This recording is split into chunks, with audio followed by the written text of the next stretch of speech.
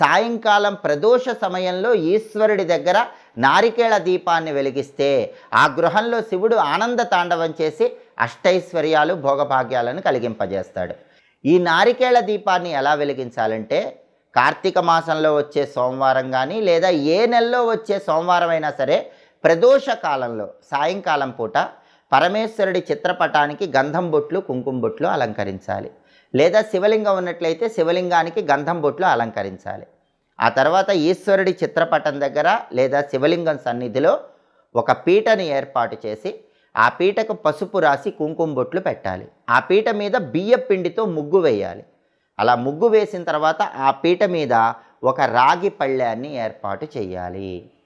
ఆ రాగి పళ్ళెం మీద తడి గంధంతో స్వస్తిక్ గుర్తు వేయాలి. గంధంలో కొద్దిగా గంగాజలం కానీ రోజ్ వాటర్ కానీ మంచినీళ్ళు కానీ కలిపి తడి గంధం తయారు చేసుకుని